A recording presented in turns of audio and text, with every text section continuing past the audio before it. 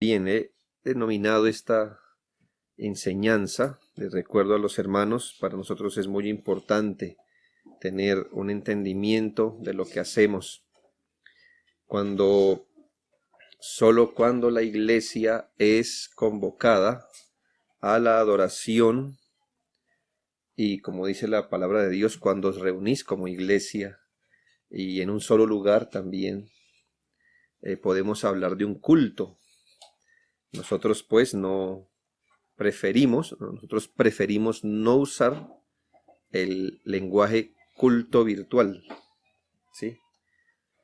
Como eso sería como hace algún tiempo vendían unas mascotas, em, llamémosle, que eran y no eran, ¿no? Le pedían comida a usted, pero eran unos aparatitos, un Tamagotchi. Y entonces él le pedía comida, él quería dormir, cosas. Entonces usted tenía una mascota y no, que eso no es una mascota de verdad. Y a veces culto virtual me parece que es un Tamagotchi, ¿verdad? Eh, que parece que sí, pero no, realmente no. Para que haya un culto, el Señor no se equivocó y la presencialidad es necesaria, que el pueblo de Dios todo sea convocado a la adoración, donde hay predicación y, obviamente, de acuerdo al entendimiento de los hermanos, que se participe de las ordenanzas del Señor. Cuando también creemos en los casos providenciales como los que afrontamos, casos providenciales, reconocemos como estos casos donde eh, la providencia cierra nuestros pasos literalmente, no donde nos falta esfuerzo, donde no queremos llevar la cruz, eh, donde podemos tener otras opciones, no, sino cuando realmente el Señor cierra nuestro paso y no podemos sortearlo de otra manera. Y de esta forma lo entendemos, así que eso también está provisto en la escritura. Juan dice, estaba yo en la isla de Patmos, recuerda que no estaba allí por voluntad propia, sino fruto de estar exiliado, llamémoslo así, pero dice que él estaba en el Espíritu en el día del Señor. Entonces no era excusa para no guardar el día del Señor, pero no podía estar con sus hermanos en la iglesia y reconocemos que algunos factores que llegado un momento pueden impedir. Ahora, nosotros entendemos que si un asunto providencial se vuelve permanente, ya no es un asunto providencial. Una persona dice, no, es que tengo un asunto providencial hoy, el otro domingo, el otro domingo, el otro domingo, y todos los domingos tiene un asunto providencial. Pues, querido amigo y hermano, esa es su vida, ya no es un asunto providencial, o sea, se convirtió en su vida. Entonces, creemos, hermanos, reconocemos, por ejemplo, en otros lugares donde hay épocas de nevado, donde neva, y entonces literalmente las calles se tapan, no hay transporte, gente que pueda hacer nada, pero ya otra cosa les tocaría hacer si va a nevar todos los domingos del año. Eso ya tocaría buscar una opción que podemos hacer como una iglesia allá. Y creemos, por ejemplo, con lo que ha pasado, imagínense en Providencia, como pasó en nuestro país, que hubo una destrucción. Me imagino que pocas iglesias se habrán reunido de acuerdo a la afectación, pero ya me imagino que tiene que haber una solución y nosotros hemos querido ser sensibles a los asuntos providenciales, pero no rendirnos tan fácilmente en esto. Así que este fin de semana aquí en nuestra ciudad, particularmente en todo el país, pero particularmente en nuestra ciudad, hay unos controles súper estrictos ya que mañana es el último festivo de las festividades y hemos mostrado ser pues muy livianos como comunidad y estamos pagando en los hospitales el desorden del 24 y del 31, ¿verdad? Entonces vamos a hacer lo que mejor podamos hoy, pero estamos pidiendo al Señor sabiduría para que esto no se nos convierta en asunto eh, constante y ya el Señor nos ayudará a ir proveyendo qué debemos hacer, cómo a veces no se podrá ajustar uno al principio, pero se podrá ajustar al espíritu del principio. Y entonces vamos a ir allí, pero lo que sí no hemos optado nosotros es por rendirnos. Es decir, si así son las cosas, pues lo que será, será. Una especie de hipercalvinismo mañoso se llama eso. Me conviene. Entonces descanso en la soberanía de Dios. Pero el martes seguro voy a trabajar, ¿verdad? Y bueno, y hago otras cositas por ahí. Entonces sí, creemos en la soberanía de Dios, pero también creemos en nuestra responsabilidad como creyentes. Y vamos a buscar, hermanos, como ha sido nuestra costumbre en estos meses, ya que a pesar de las restricciones severas, nos hemos congregado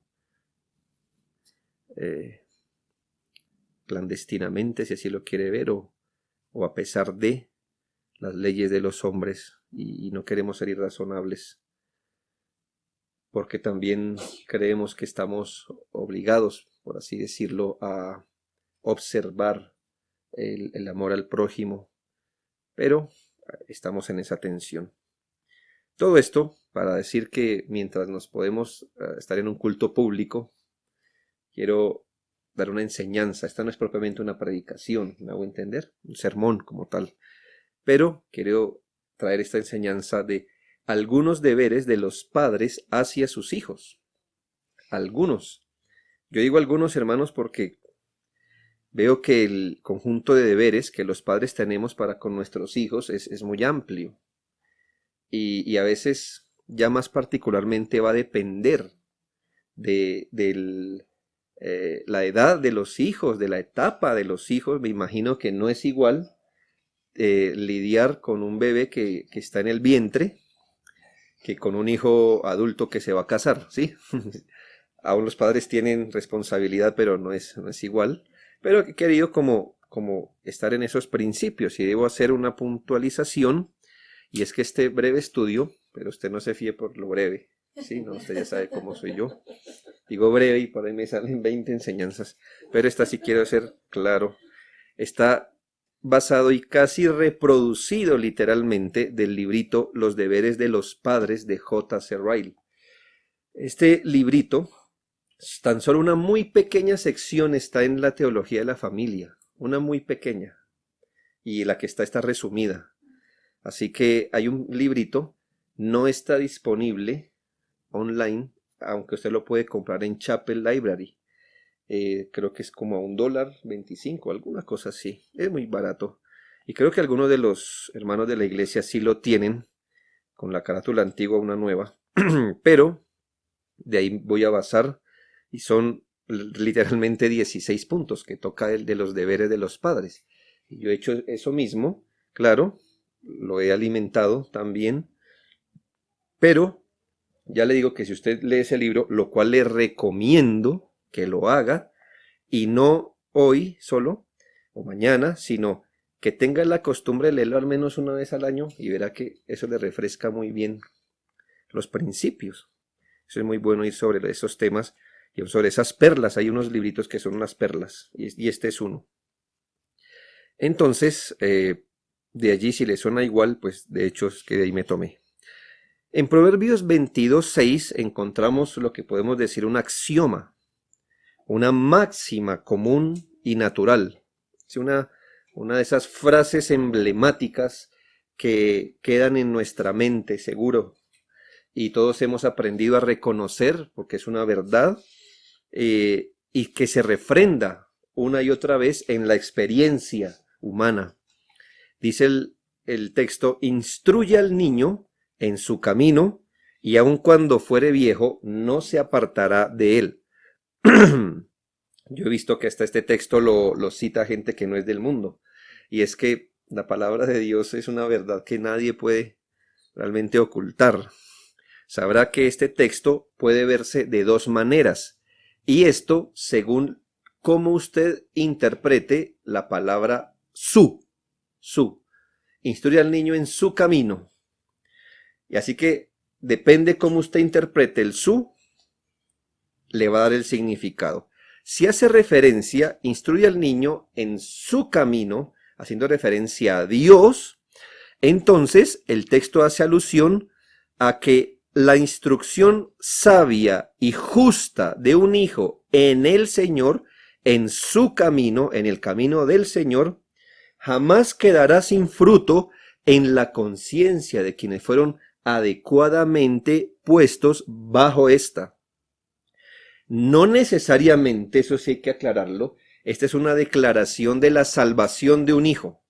Ahí no está diciendo eso. Ahí no está diciendo que si uno instruye al hijo en el camino de Dios será salvo 100 de 100 veces. No. Sino que los principios bíblicos en los que un niño es instruido, si es que esa instrucción es sabia y adecuada, porque esto no es como un emplaste, hermano, la Biblia no es como un emplaste. Así, vea, bueno, como le dijera yo, como una... cuando uno se raspa, ¿verdad? Una mano, le ponen algo, no sé, aquí en nuestro país se llama isodine, ¿verdad? Para calmar la herida. Y sí, es una especie de desinfectante con yodo. Y a usted no le importa si tiene buena actitud, mala actitud, si cree en isodine o no cree en la isodine, eso sirve. ¿Me hago entender? Independientemente si usted se cayó por bueno, por malo, por hacer el devocional, por lo que sea, y si usted tiene buena actitud cuando se lo ponen o no, y si el que se lo pone tiene buena actitud o no, eso le sirve. Es isodine. Los principios bíblicos, de hecho, no son así. No funcionan independientemente si usted cree en ellos o no cree, si pelea con Dios o es su amigo, o si tiene buena... ¿Me hago entender? Eso no es así. Esto no es una cosa que se pega. Por eso digo que si esta instrucción ha sido sabia, si la instrucción bíblica ha sido sabia y adecuada, se atará al corazón de los hijos. La instrucción bíblica. Y vamos a suponer, aunque no fuere salvo, estos principios se atarán a su corazón y no, por decirlo de alguna forma, van a pesar tanto en su corazón que aun cuando fuere viejo, él no va a ser tan malo como pudiera llegar a ser gracias a esos principios que lo están preservando.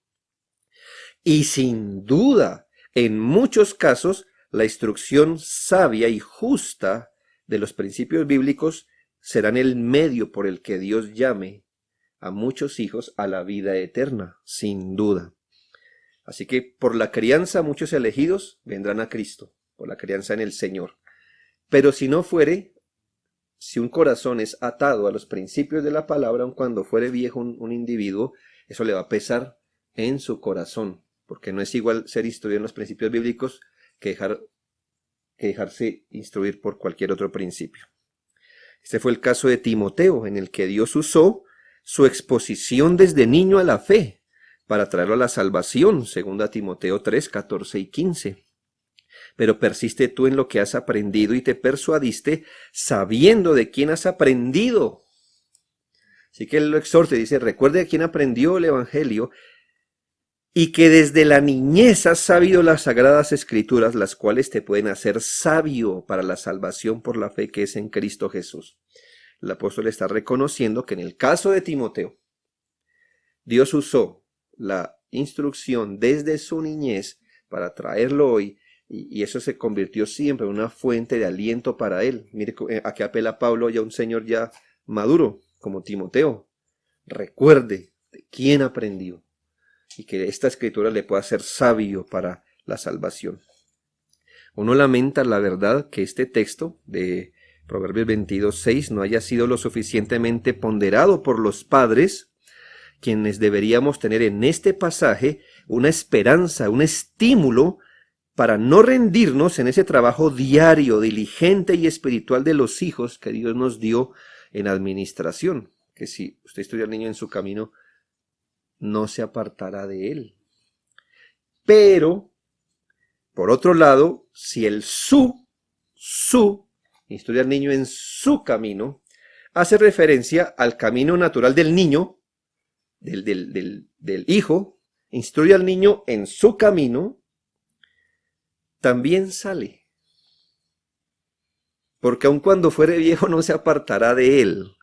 Si hace referencia, no al camino, a su camino, sino a su camino, al camino del niño, si hace referencia a esa tendencia natural, al camino natural, es decir, si un padre cría a los hijos según el propio corazón de su hijo, según lo que trae su hijo como aparejo natural, es igualmente cierto. Pues dice la Biblia que la necedad está ligada al corazón del muchacho. Y si un individuo es instruido en esa necedad natural, en sus propias inclinaciones, en esas ideas, hábitos, en esos afectos y esa estructura de toda su alma, pues va a formar en él o va a afirmar en él y va a endurecer en él una vida de rebeldía que nada, salvo la gracia de Jesucristo regenerándolo, podrá apartarlo de ella. Hablamos de que si hoy usted conoce quizás hombres obstinados, codiciosos, inconformes, egoístas, voluntariosos, inmorales, disolutos, cuyos vicios del carácter que ostentan como adultos no son más que el tamaño adulto de lo que se le permitió de niño, en lo que se le afirmó de niño, de los principios en los que fueron afirmados día a día en su niñez. Eso también se caló, me hago entender, eso caló en su alma, una estructura en la que él fue entrenado a hacer tal cosa de niño, pero eso maduró. Ahora, eso que tenía de niño, ahora lo manifiesta de grande. Y eso es lo que vemos hoy. Una buena manera de advertirnos, los padres, eso hágalo como un buen ejercicio, de los pecados de los hijos, es que haga este ejercicio. Dios nos ha dado una cosa que se llama intuición, ¿cierto? No necesitamos ser profetas ni viajar en la máquina del tiempo que hablamos hoy, la máquina del tiempo que nos lleva al futuro, pero Dios sí nos ha permitido ser gente que puede mirar a un futuro sin haberlo visto y suponer. A veces padres dicen, ¿debo o no permitirle esto a mi hijo? ¿Sí o no? Pues mire, vaya al futuro, ponga eso mismo en el cuerpo de un adulto, ¿sí? Entonces quítele el pantaloncito pequeño, la risa de niño, la colombina, ¿qué es la colombina, sí? Entonces ahora póngale barba, póngalo al lado de una esposa, de unos hijos, no le ponga un bombón en la mano, sino ahora piense que es, no sé, un carro, un trabajo, no sé qué cosa, y pregúntese, ¿es eso? ¿Qué será? ¿Cómo será este mismo pecado en el cuerpo, en el entendimiento, en la madurez de un adulto? ¿Ya? Si usted le enseña, por ejemplo, a andar por sus hijos, si te gusta, hazlo, piense esa filosofía, ¿qué va a hacer cuando la secretaria le muestre las piernas? Como hacen, ¿verdad? Entonces él dice, pues si te gusta, hazlo, ¿verdad? Si te gusta, hazlo. Y entonces, ¿qué pasó? Pues ahí está, instruye al niño en su camino. Y cuando fuere viejo, no se apartará de él. Si padres encaminan a su hijo en sus propios gustos, opiniones, tendencias, lo que la Biblia llama su propio camino, entonces cuando fuere viejo, tendrá como prisión su propia vida, sus propios gustos, sus propias opiniones. Esa será su cárcel. Tendrá sus propias concupiscencias como un grillete que se encarnó a sus pies y se soldó a sus huesos, y ahora no puede deshacerse de él, a menos que la gracia del Señor lo cambie. Como ve, no importa qué su elijamos, hay un principio que se vindica, y es este: la instrucción de la niñez vendrá a ser el patrimonio de la vida adulta, sea bueno o sea malo. Ese es el principio. Entonces no importa si es de Dios, si es de uno, la instrucción de la niñez vendrá a ser el patrimonio de la vida adulta. Es con lo que usted se quedó, sea bueno o sea malo. Los padres cristianos, al conocer por la palabra de Dios la condición en que vienen nuestros hijos al mundo, claro, él no viene tan malo como pudiera ser. Hemos aprendido por medio del hermano Jorge que la depravación no significa que uno es tan malo como pueda, pero que todo lo que uno es malo y uno puede madurar en el mal, ¿verdad? Pero al conocer cómo vienen los hijos con esa tendencia y además al conocer los principios espirituales que Dios nos ha concedido para la instrucción de nuestros hijos, deberíamos cuestionarnos si es que los padres estamos haciendo todo lo posible para que ellos, al crecer, sean hombres de Dios. Tenemos aquí el problema, ya no nos queda duda. Lo hemos visto en la palabra y en la experiencia. Nuestros hijos vienen con una tendencia. Por otro lado, la palabra de Dios nos provee los principios. Y uno se pregunta, teniendo este problema, ¿estamos haciendo lo que más podemos con los principios bíblicos para que nuestros hijos sean hombres de Dios? Querido padre, ¿está haciendo todo lo que puede? ¿Todo lo que está en su mano? ¿Está invirtiendo todo lo que sea necesario con tal de ver a sus hijos en la juventud, en la adultez y aún en la vejez como personas que sirvan a Dios? Es que si no está haciendo todo lo posible con los principios bíblicos, entonces está haciendo que su hijo se críe en su propio camino. Si usted no está llenando constante y sabiamente el alma de su hijo con las instrucciones bíblicas, no piense que ese espacio que no llena con la palabra queda vacío, sino que es como un recipiente con piedras y agua.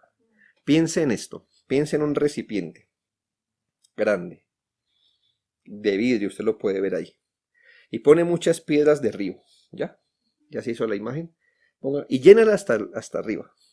Y ahora ponga agua. Todavía le cabe agua, ¿verdad? Bien.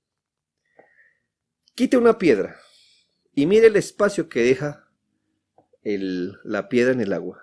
No deja, hermano. El agua inmediatamente llena el espacio. Saca de la segunda piedra y ¿qué hace? Llena. Y nuestro corazón es así, a menos que usted le introduzca los principios de la palabra de Dios, la tendencia natural va a ocupar el espacio que no esté lleno. Ocúpelo con principios bíblicos. Pero si no los ocupa, eso no va a quedar vacío. Eso va a quedar lleno. Igual, si usted entre más piedras ponga, en mi ejemplo, menos espacio le queda al agua. No se la va a poder quitar toda. Pero métale más piedra. Métale más principios para arrinconar esa tendencia natural con la que ellos vienen. Cada instrucción bíblica no va a hacer retroceder, a menos que el Señor quiera, su concupiscencia natural, pero cada principio sí va a restringir y a detener esto. Así que quiero ofrecer 16 deberes, hoy no los veremos todos ni en este momento, pero considérelos, por favor, asimílelos. Voy a abordarlos uno a uno. Esperamos que el ánimo de la palabra de Dios sea suficiente para avanzar al respecto. Le recomiendo, como le dije, leer en oración, en pareja puede ser un buen ejercicio. Leer este librito, no se lo ponga a leer al hijo, eso es para usted, para el padre. En oración, en un espíritu de humildad y discernimiento. Nosotros teníamos la costumbre, al menos en nuestra casa, de leer un libro regularmente, cada tanto. Cada vez que lo leía, al menos en mi experiencia, yo pensaba que jamás lo había leído. Porque siempre que lo leía decía, esto me aplica al momento que estamos viviendo con los muchachos. Y es que la palabra del Señor siempre presente. Primer principio. Mis títulos hoy son largos porque me los tomé del libro original. Ellos no se hacían sintetizar los títulos, así que yo espero que quizá la hermana Sandra en la librería tenga ese librito. Así que solo tome la idea central. Si va a instruir correctamente a sus hijos, instrúyalos en el camino que deben andar y no en el camino en el que a ellos les gustaría andar. Si va a instruir un niño, un hijo, correctamente, instrúyalos en el camino en que deben andar y no en el que a ellos les gusta o les gustaría andar. Recuerde, por favor, que los niños nacen con una predisposición decidida al mal. Por lo tanto, si usted los deja escoger por sí mismos, es seguro que escogerán el mal. Esa es su predisposición natural. La madre no puede saber lo que su tierno infante será cuando sea adulto, si será alto o bajo, débil, fuerte, sabio o necio. Puede o no ser una de estas cosas. Todo es incierto, no sabemos, pero una cosa sí, los padres podemos decir con certidumbre: tendrá un corazón corrupto y será para él natural hacer lo malo. Eso sí, téngalo por seguro. No sabemos cómo será, qué Dios le dará, pero eso sí, tendrá un corazón corrupto y con él tendrá que lidiar siempre.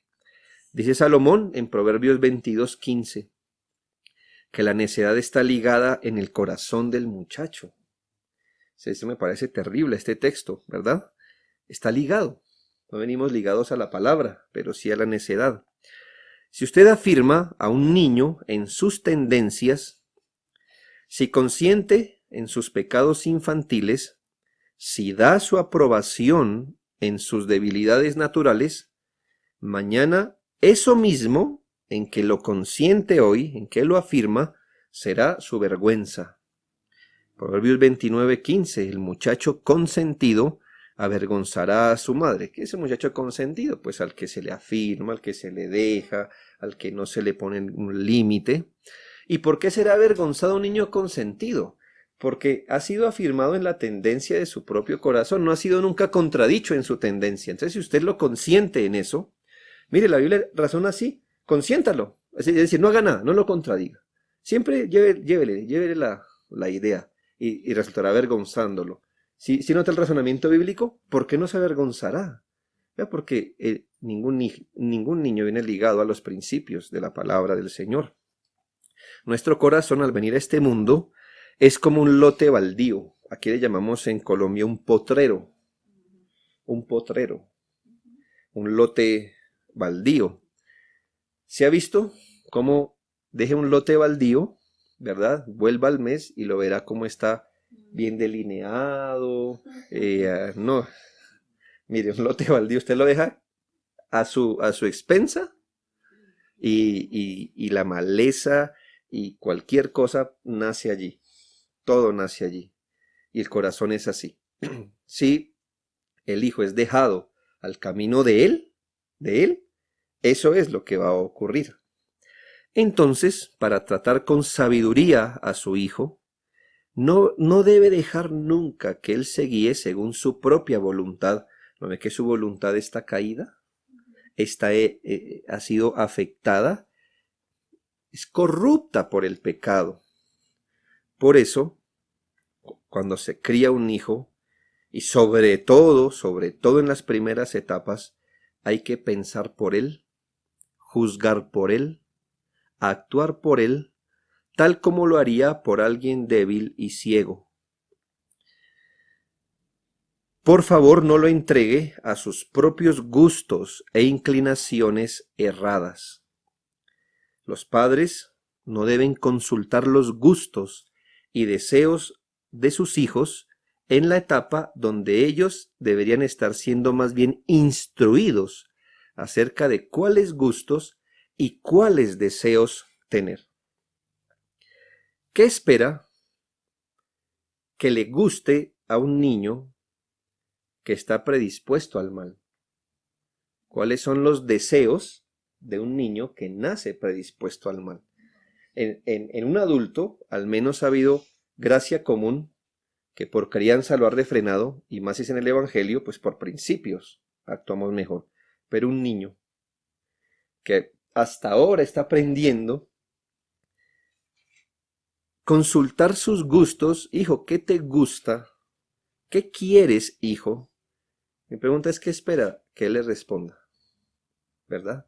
Si su corazón no ha sido entrenado en el bien, si su corazón está ligado a la necedad, pues todos lo sabemos. El niño no sabe todavía lo que es bueno para su mente y su alma. Del mismo modo como usted lo ve, que él no sabe qué es bueno para su cuerpo. Yo no sé realmente, bueno, algunos niños salen con cosas, ¿no? Pero no sé realmente si usted se da cuenta del cuidado que su hijo tiene de su propio cuerpo. Usted tiene que atajarlo a veces para que no salga corriendo a la calle, o que no se bote por la escalera, o que meta el dedito en un tomacorriente, o cualquiera de esas cosas que se tome, no sé, limpiador o no sé qué tantas cosas hacen los hijos. Él no sabe qué es bueno para él, ¿sí lo ve? Dios nos permite ver cómo él está viendo las cosas. Él no sabe qué es bien para su cuerpo. Él se pondría unos zapatos talla 40 o unos talla 20. Él no sabe, ¿me hago entender? Él no sabe qué es bueno para él. Y usted debe, en eso que él muestra, externamente darse una idea de qué es lo que pasa en su corazón. Él no sabe qué es bueno. Él no sabe. En esa etapa le sería igual ser educado en principios cristianos o ateos. ¿Qué va a discernir él? Me hago entender. No puede hacerlo. El niño no sabe todavía, así que usted no lo dejará decidir lo que va a comer, lo que va a tomar, ni la ropa que se va a vestir, aunque esta es una tendencia de hoy. Y por eso conocemos casos de médicos que ya han tenido que amenazar a padres que por favor alimenten a sus hijos, porque siempre le preguntan, ¿qué quieres? ¿Qué va a querer un niño? ¿Verdad? Todo lo que le haga sentido a sus papilas, ¿verdad? A sus papeles. Y a veces va a coincidir que le va a gustar algo que es saludable, pero generalmente no. Y gente regaña a los papás. ¿Y de qué se alimentan? Es que no le gusta esto, no le gusta esto, no le gusta esto. ¿Y qué hacen los médicos? Aunque no conozcan al Señor, aunque no conozcan a Dios, ¿qué hacen los médicos? Ellos no dicen, no, sí, no, realmente hay que respetar a los niños porque es que usted sabe, no podemos. No. El niño tiene que comer esto y no sé usted qué va a hacer, pero lo alimenta así. Así que así como no los dejamos tomar ese tipo de decisiones, y animo a los padres a que no los dejen tomar esas decisiones cuando deberían ser instruidos. Niños llegan y les vemos con los peinados más horribles. Eso es lo que les gusta. Eso es lo que les gusta. Con los atuendos más rotos y horribles. ¿Qué le está diciendo el niño? Que no está en capacidad de decidir, de tomar buenas decisiones, que si usted lo deja a lo que ellos hacen, ellos aman ser como el man es Germán, ellos anhelan ser como él, anhelan ser como el peor, como el reggaetonero, como la reggaetonera ahora, anhelan ser eso. Las niñas ven eso y les parece el modelo de mujer. No hagan eso. Les están mostrando que ellos ni de estética saben, de sentido común. Si usted los deja a su albedrío, entonces ellos irían a una entrevista de trabajo con piercing, con perforados, con tatuajes. ¿Me hago entender? ¿Qué le están diciendo, padre? Sepa leer eso. Mi hijo no puede tomar decisiones todavía. Ese es el camino de su propio corazón. Pero si tiene ese cuidado con su exterior, sea consecuente y trate la mente, los afectos y el corazón de sus hijos de la misma manera, porque eso es solo un reflejo de lo que pasa en su alma. Él no sabe los principios bíblicos. Él vino a este mundo no como un papel en blanco, ya está rayado por el pecado. Así que hay que borrar y sobreescribir tantas veces. Instruyan en el camino que es bíblico y bueno, y no en el camino que a él se le ocurra. Todos los padres deben determinar solemnemente y con valentía y ánimo en el Señor, si sus hijos ya tienen cierta edad, que toda instrucción y guía para sus hijos va a tener la palabra de Dios como fundamento. Es decir, esta decisión la tenemos que hacer los padres. No necesitamos llevar a nuestros hijos y que nos tomen un juramento en la iglesia. Esto es algo solemne que hacemos, un compromiso, no sé si explícito o implícito, pero vamos a hacer de la palabra de Dios el fundamento. Mucho más, si sus hijos ya han andado en los caminos de su propio corazón y ya grandecitos, usted conoció al Señor. Esa decisión debe ser más radical ahora, más radical. Decir, no vamos a permitir que esto se siga postergando en nuestra familia. Todo lo que vamos a hacer con nuestros hijos va a tener un fundamento bíblico. Y si no lo sabemos, lo vamos a averiguar, lo vamos a preguntar, vamos a hacer lo que sea. Pero cualquier cosa que hagamos con nuestros hijos va a tener un porqué bíblico. Mucho más, por eso le digo, si usted tiene ese escenario beneficioso y es ahora tener hijos bebés, porque pueden hacer la tarea desde ya. Qué gran oportunidad. Muchos padres hubieran dicho, yo hubiera sabido esto 15 años antes, pero usted la tiene, así que debe resolver con vigor, que ya que Dios le dio la oportunidad perfecta de tener a su hijo y usted conocer los principios bíblicos, hay que hacerlo. Si no se decide usted en cuanto a este primer principio de instrucción cristiana, es inútil todo lo que le voy a decir de aquí a continuación. No le va a sonar, no tendrá ningún sentido si usted no va a hacer de la palabra de Dios fundamento. En vano será procurar los demás principios. La obstinación es lo primero que aparece en la mente del niño. Resistirla entonces debe ser el primer paso que uno dé. Segundo principio. Instruye a su hijo con toda ternura, afecto y paciencia. Instruye a su hijo con toda ternura, afecto y paciencia. Bueno, no tenemos problema con afecto y paciencia, al menos en nuestra cultura eso tiene más sentido. Pero en nuestro contexto, la relación a la ternura es más bien esa relación que tenemos cuando se le dicen tierno. La relación mental es más bien hacia una relación basada en los mimos. No sé cómo se dirá en otro país, lo que pasa es que estamos con hermanos sí, de mimar, es ese tipo de relación basada, no que no se deba, sino que está basada, está fundamentada en abrazos, besos, en palabras a media lengua, no sé más cómo poder decir esto, cuando no le decimos hola hijo, ¿cómo amaneciste? Sino hola, bien, me amanechite, así, algo así, una cosa así, no sé. Yo nunca le hablé así a mis hijos, así que ese es un lenguaje ajeno para mí. Pero lo oigo y la gente relaciona que eso es ternura y tonos dulces. Y peor aún, ternura como sinónimo de consentir. De consentir. Y entonces, ¿qué pasa? Que cuando un padre que quiere ser firme con sus hijos y quiere combatir su tendencia natural y se le dice que tiene que ser tierno, entonces entra en un dilema. Porque si esto es ser tierno pero es firme, entonces no sé qué hacer. Bueno. A menos que desee acarrear la consecuencia vergonzosa de consentir a un hijo, le ruego que se cerciore muy bien de no confundir términos. Yo le estoy diciendo, y estoy usando las palabras en la acepción más común, no en el vuelco sentimental que le ha dado la cultura, pero le dije instruye a su hijo con toda ternura, afecto y paciencia. Lo que señalamos es esto, lo que quiero decir es esto, que debemos instruir a nuestros hijos con un trato bondadoso, dulce, de mansedumbre, de paciencia, basado en el amor verdadero. Los hijos deben percibir que son amados de sus padres. El amor debe ser la columna vertebral de todas sus acciones hacia sus hijos. Ese amor generoso, que otorga a los padres la capacidad de identificarse con sus hijos, aun en sus debilidades y sus alegrías. Es esa empatía, lo que le quiero decir, esa empatía, la manera por la que el niño va a ser guiado con más facilidad que, como decimos nosotros popularmente en nuestro país, que a los trancazos. A los trancazos.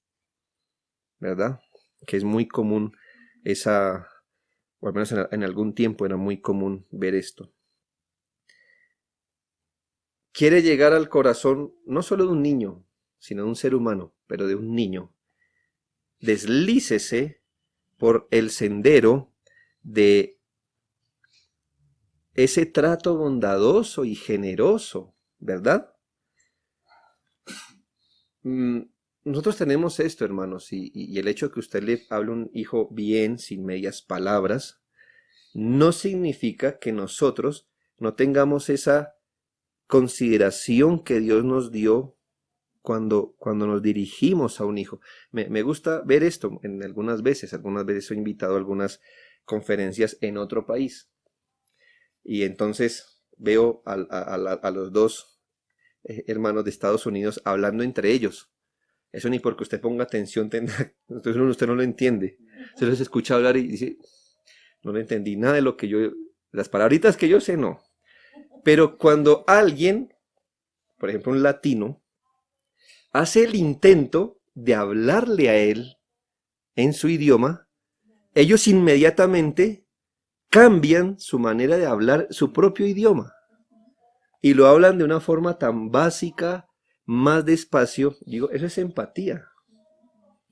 Él no me habla como le hablaría a otro, pero me va a hablar en un inglés, digamos, infantil, va a bajar su velocidad, va a usar las palabras más generales, sencillas, porque él sabe que uno también está bregando. Bueno, yo nunca he hecho eso, la verdad, pero lo he visto.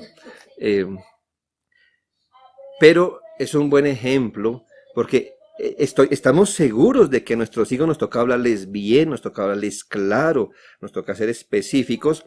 Pero hermanos, el amor, la ternura y la dulzura significa que cambiamos un poco y tenemos empatía con ellos y vamos a tratar de que Él nos entienda y que Él note un poco el amor que le tenemos. Nosotros, hermanos, póngase a pensar, así también el Señor nos instruye. Nosotros somos más fáciles de persuadir por medio de la amabilidad que de la obligación forzada. La mente de los niños, como dice este autor, ha sido fundida en el mismo molde que la nuestra. Entonces, ¿por qué pensar que para ellos es distinto? La dureza y severidad de nuestro comportamiento los dejará fríos, los apartará de nosotros y cerrará su corazón a una de las buenas instrucciones que podamos darle. Y usted no quisiera que teniendo la razón, su hijo cierre los oídos porque usted es severo y brusco y duro con él.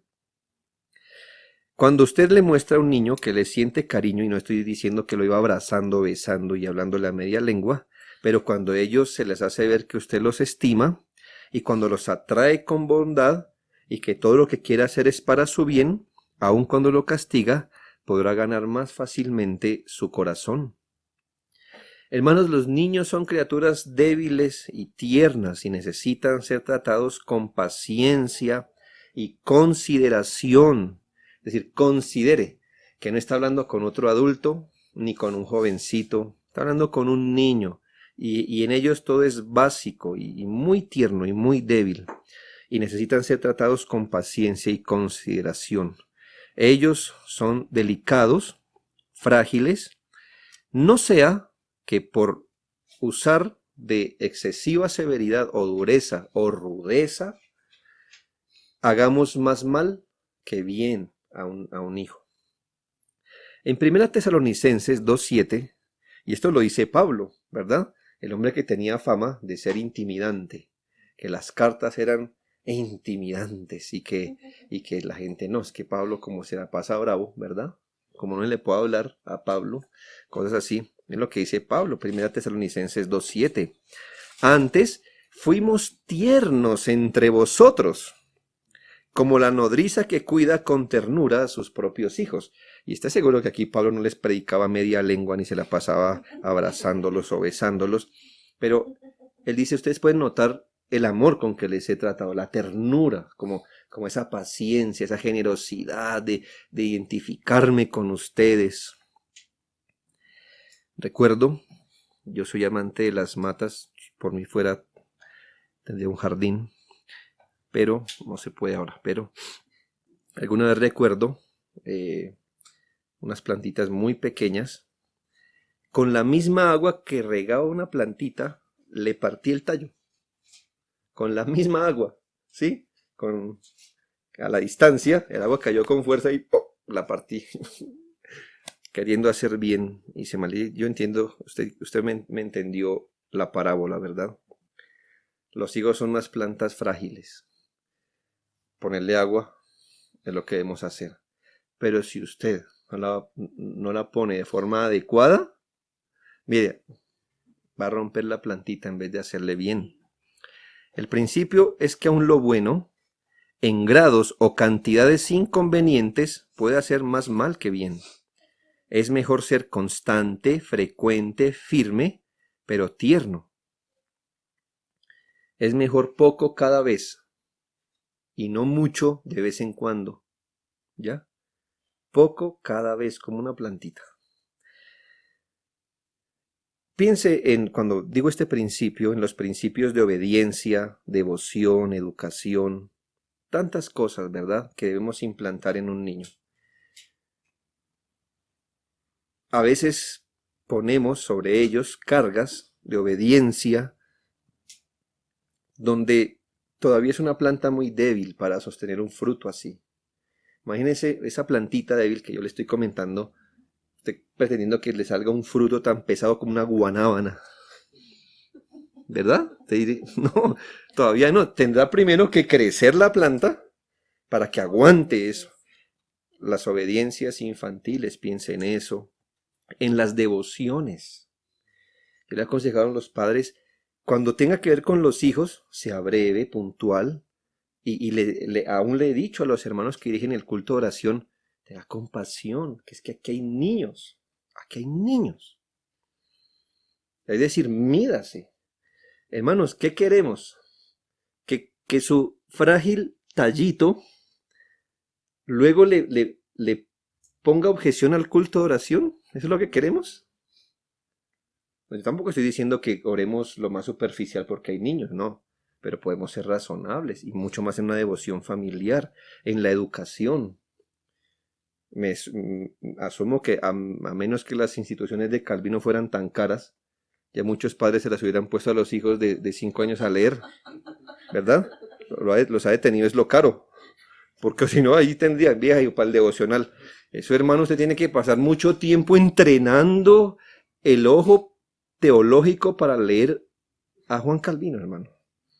Yo a veces lucho con los párrafos de él. Tengo que ir y volver y decir, no le entendí la verdad. Hay un pobre niño, hijo, paso devocional este año, mire, tú, me hace un resumen. Por favor, estoy exagerando, pero piense eso. A veces quebramos el ánimo de los pequeños y los desestimulamos a la obediencia, queriendo que ellos aprendan y obedezcan como un adulto. Son niños. He observado que nos mecemos entre nada y mucho, sobre todo a nivel espiritual. Nada de oración o una hora. Nada de instrucción o mucha. Nada de devoción familiar o demasiada. Nada de iglesia o mucha. ¿Me hago entender? Cuidado. No debemos esperar de ellos todo al mismo tiempo. Esa es una virtud que Dios da mientras uno madura, ¿verdad? Cuando uno madura, puede hacer una cosa, la otra, y puede rendir en todo al mismo tiempo. Eso es madurez. Pero un niño, no esperemos que todo sea al mismo tiempo. Tenemos que recordar que son niños y debemos enseñarles lo que pueden entender. Recuerdo, y esto lo digo en verdad y no para meter malicia, pero una madre asustada, ¿qué hago que mi hijo me está preguntando de dónde vienen los niños? Y que el pastor dice la hora de la conversación. Llegó la hora de la conversación. Bueno, yo reconocía que era un niño muy pequeño, que nos está acercando a ese tema, como quizás más adelante un adolescente diría, quiero entendimiento. Y va a decirle esto a su hijo, los niños vienen de la barriguita de la mamá. A ver qué le dice. Hijo, ¿de dónde viene el hermanito? De la barriguita de la mamá. Ya, sigo jugando. Ah, ¿sí ve? Pero padres piensan que están hablando con otro adulto. Y ya le iba a echar el cuento. Ay, mi madre. ¿Y sabe qué hubiera hecho el niño? Él sencillamente quiere saber dónde está su hermanito en la barriguita. ¿Está bien? Dios nos lo dio. Está ya. Es un niño. Sus mentes no se forjan de una sola vez, hermanos, las de los hijos, sino una sucesión de pequeños actos e instrucciones. Pienso que es como la diferencia entre fundir el hierro. ¿Sí? ¿Cómo se funde el hierro para darle forma? Duro, fuerte, al rojo. Y como quedó. Más bien yo espero que sea como esa, ojalá pudiéramos verlo casi más cuando uno de esos hombres que trabajaba la madera con un sinnúmero de cinceles, tienen como de 10 medidas y empieza poquito a poquito a darle forma a la cara de esas cosas en madera, así se crea un hijo, no como el hierro, pero así, constante, vea, poquito a poquito, con la herramienta que hoy se necesita, mañana será otra, así. Ha intentado, aquí en nuestra cultura al menos, somos muy responsables con el medio ambiente, a veces reutilizamos las botellas plásticas, ¿verdad? Hervimos agua y volvemos a llenar las botellas. Eso está bien, hermano. Haga lo que pueda por el planeta que se va a la destrucción final. Pero haga lo que pueda. ¿Ha intentado poner mucha agua rápido en la botella? ¿Qué va a pasar? Que va a desperdiciar todo. Solo un poquito. ¿Qué toca hacerla? Hermano, de a poquitos. Hermano, para los hijos, esa es la mejor manera. Intente hacerlo todo. Y la mayoría se la va a desperdiciar.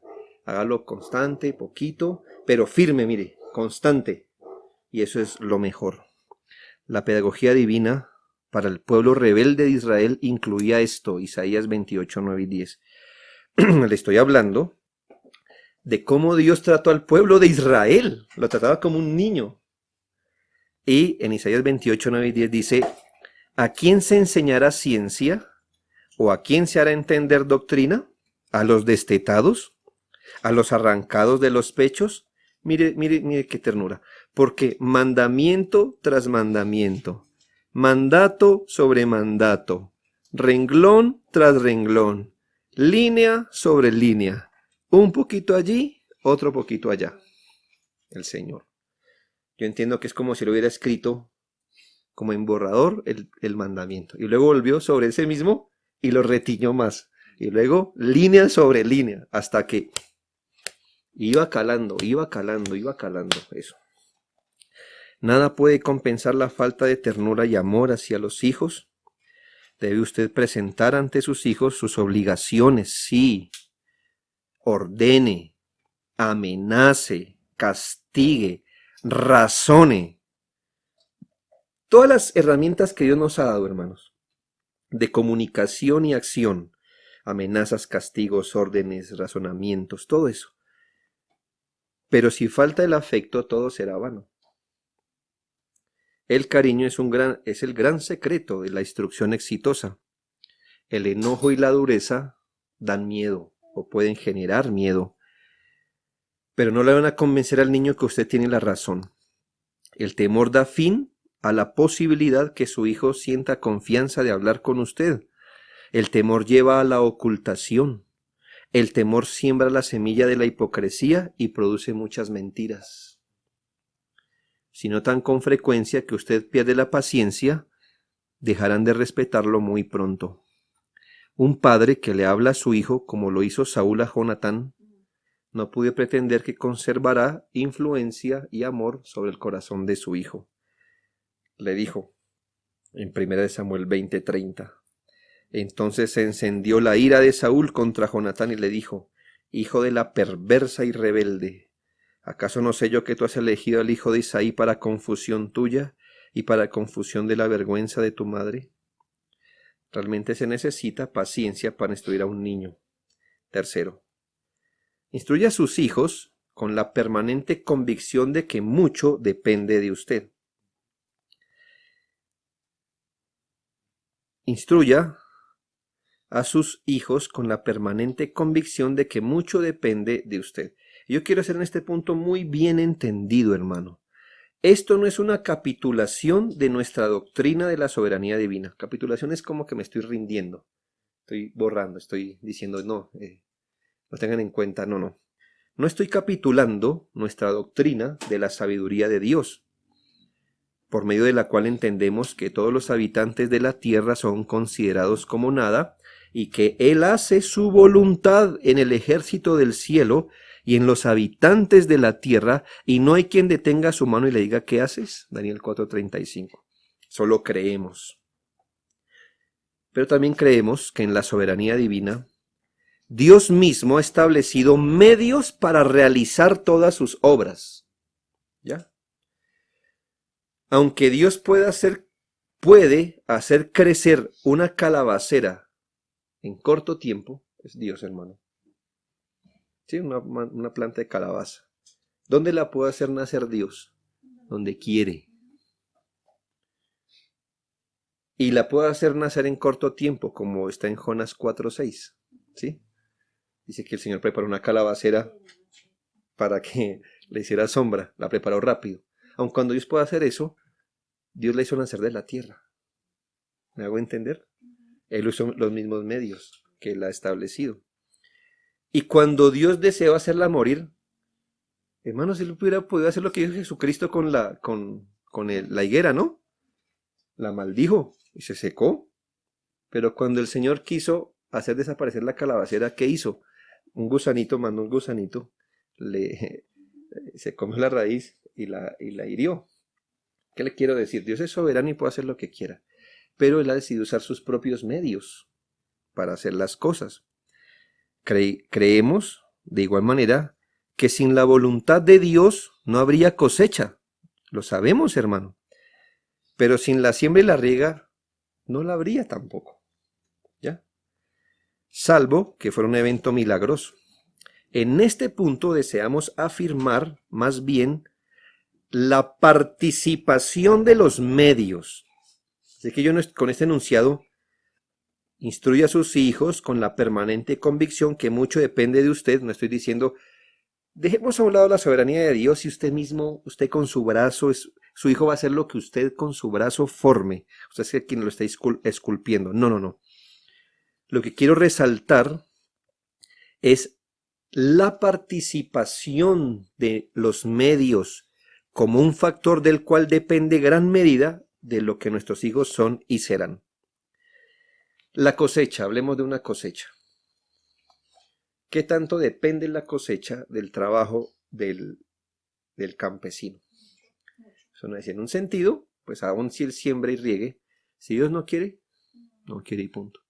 Pero en otro sentido, hermanos, yo diría depende de todo en cuanto a su responsabilidad. Porque si él no siembra, si él no riega, entonces eso es lo que quiero resaltar.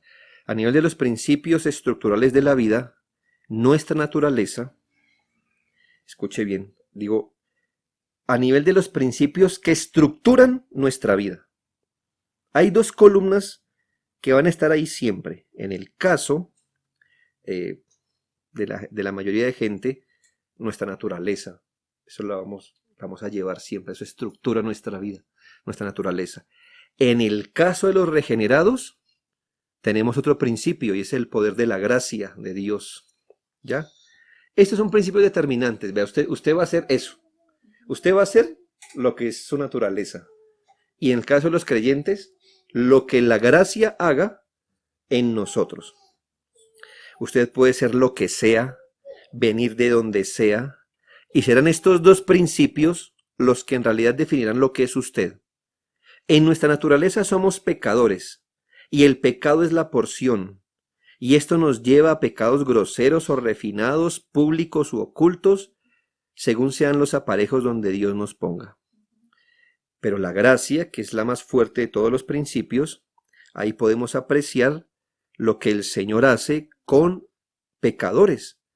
Dios como destruye los baluartes de Satán, como echa abajo las montañas, los valles de nuestra naturaleza, como endereza lo torcido y hace de nuevo al hombre.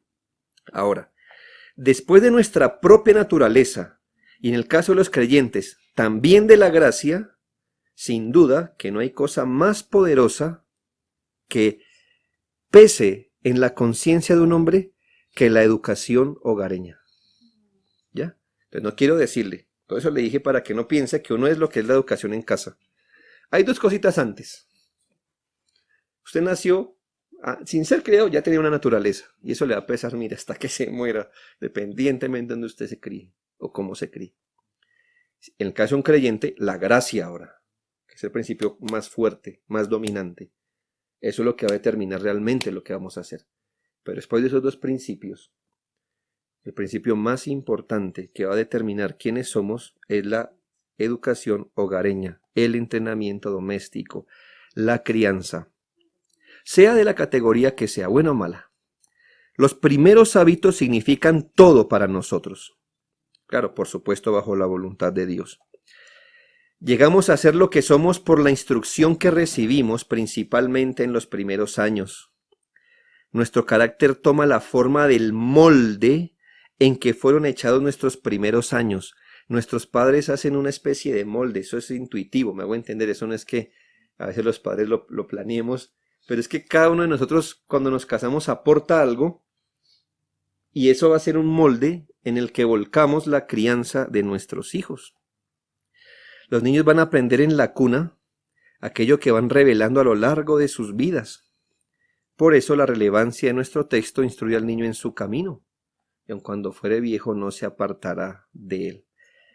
Padres dicen, bueno, pastor, ¿cuándo es bueno ya empezar que el niño duerma solo? Pues mi pregunta es, ¿hasta cuándo quiere lidiar con eso? ¿Verdad? ¿Cuándo es bueno empezar a hablarle a un niño de Dios? Bueno, ¿no sabe que ya, haga o no lo haga, ya está formando a su hijo? Desde el primer momento ya lo está formando. Haga lo que haga, ya lo está formando. Con lo que haga o lo que no haga. Con lo que le está permitiendo o no le está permitiendo, ya lo está formando. Ya está volcando sobre él, ya usted le está proveyendo el molde. Ya. Dependemos en gran medida de quienes nos crían. Adquirimos, esto puede ser bueno o malo, sus maneras. Ayer estaba mirando un documental perturbador, un experimento que hicieron hace muy poco con unos trillizos, deliberadamente, los pusieron en 3 familias distintas, que ellos no se conocían, y los sembraron en familias de distintos estratos y educación. Y claro, querían comprobar que uno es más que su ADN, pero había cosas, hermano, de ADN que se repitieron en los 3 y no se conocían. Pero me interesó también cómo la crianza al final pesó demasiado. Cada uno empezó a mirar la vida de una forma como fue criado. Maneras, gustos. Hay cosas que a usted no le gustan por vía de crianza, ¿lo sabía? No porque no le gusta realmente, sino por vía de crianza. Sencillamente su papá hizo una mala cara cuando le sirvieron algo. Entonces usted dijo, eso es feo. Usted nunca lo pensó, pero esto no le gusta a usted porque simplemente así, eso es la crianza. La mayoría de prejuicios que nos durarán más o menos toda la vida. Es lo que hace que un niño, que le digo, salga corriendo y se bote en la piscina y otro llore y llore y no quiera entrar. Porque papá dijo, cuidado mijo, que se cae, que se lastima, que es esto, y todo eso es el molde. En cambio el otro, papá, quizá pecó fue de tranquilo, y ahí usted tiene ambas cosas, ¿no? No, pero ya usted entiende el punto. Adaptamos el lenguaje de quienes nos criaron, al mismo tiempo nos contagiamos de sus modales, conductas, maneras de pensar. Solo el tiempo mostrará cuánto le debemos a nuestras primeras impresiones y cuántas cosas en nosotros que hoy tenemos son semillas sembradas en los días de nuestra infancia.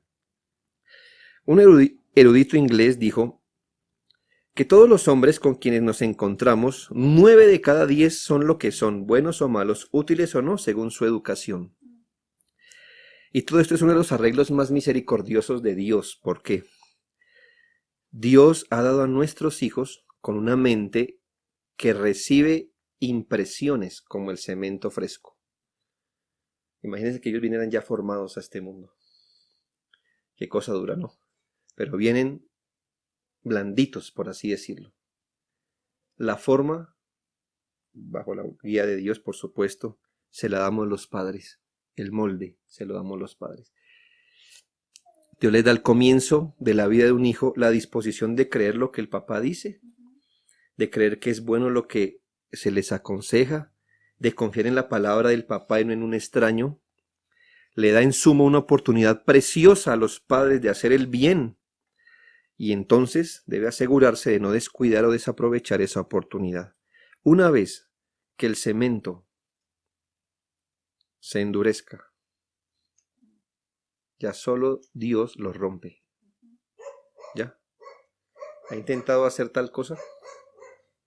Mientras usted tiene el cemento líquido o espeso, todavía le puede seguir echando agua. Y todavía lo rescata y todavía puede hacer. Ya cuando eso tiene cierta consistencia, vea, eche el agua que quiera.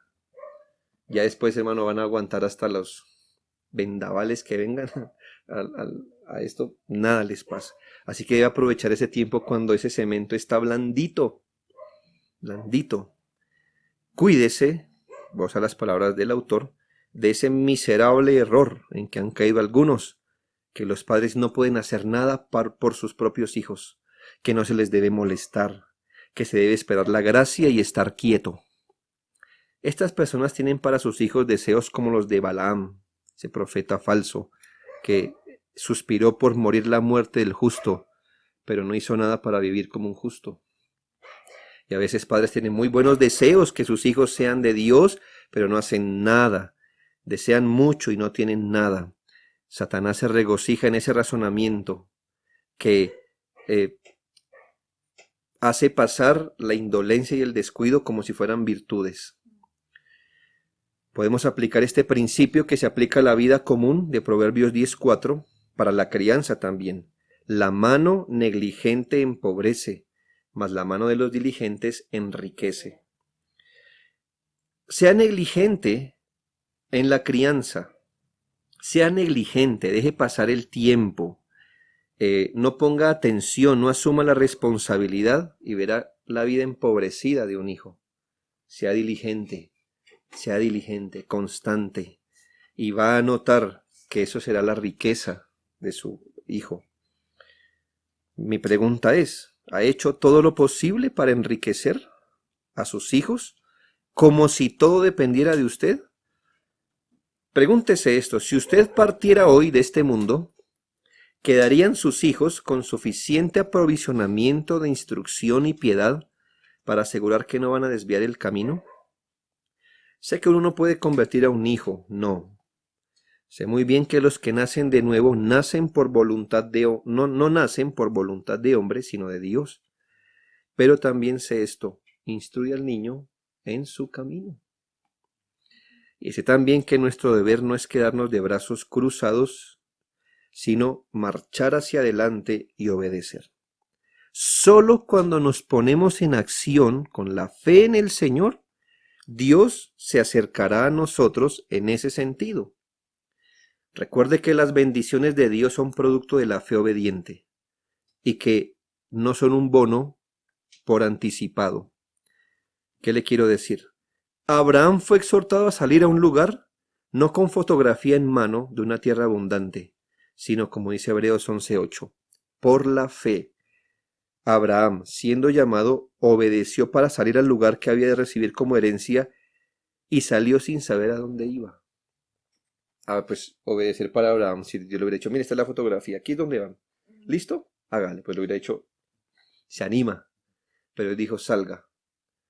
¿A dónde? No sabe, vaya. Él tuvo fe en el Señor y obediencia, y en ese camino Dios lo encontró y le bendijo.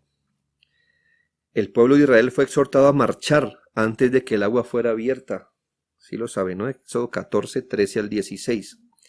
Y Moisés dijo al pueblo, no temáis, estad firmes y ved la salvación que Jehová hará hoy con vosotros, porque los egipcios que hoy habéis visto nunca más para siempre los veréis.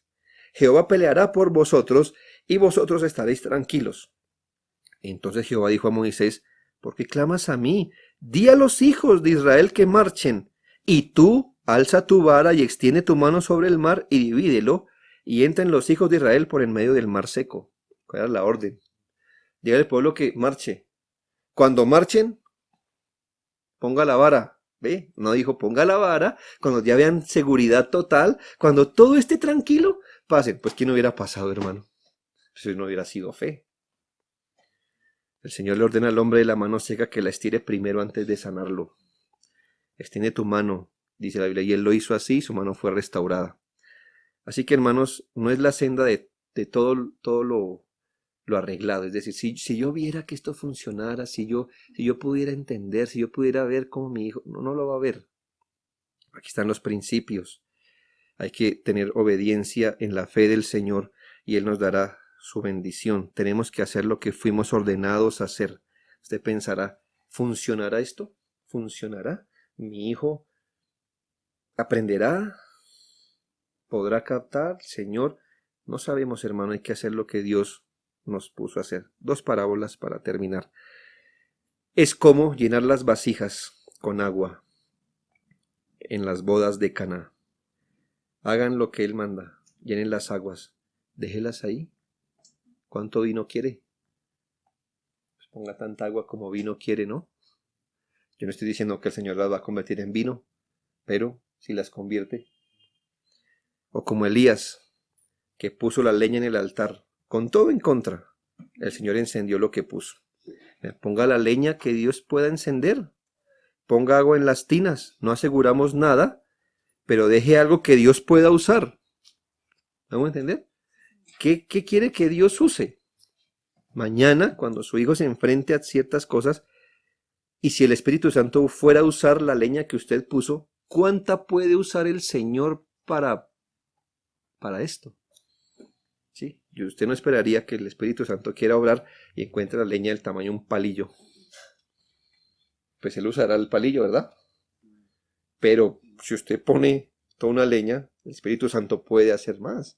Entonces, hermanos, alguien dice, ay, qué bueno, por ejemplo, eso le han dicho a mi padre muchas veces, ay, qué bueno, sus hijos, qué bendición, sus hijos creyentes, ay, ¿sí? Usted no vio lo que pasó antes. Usted no vio la leña que puso y la leñera que puso. No, pero usted no vio muchas cosas. Usted ve el fruto. Pero cuando el Espíritu Santo quiso obrar, encontró mucha leña puesta. Leña que se puso fuera de la vista de todo el mundo. De todo el mundo.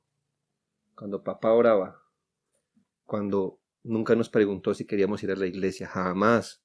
Y si alguna vez se lo dijimos, yo creo que lo terminó mal. No me acuerdo. De los codazos de mi mamá para que no nos durmiéramos. De las conversaciones del domingo, el día del Señor. De no dejarnos salir con la nuestra. De luchar con adolescentes. ¿Ya? Usted no vio eso. Usted no vio eso. La gente dice, ay, qué bendición. Que usted, como si mi papá hubiera dicho, quiero hijos creyentes. Ah, ya, mírelos, ya, me quedaron así. Así me quedaron. Eso fue mamá, papá, abuela. ¿Sí?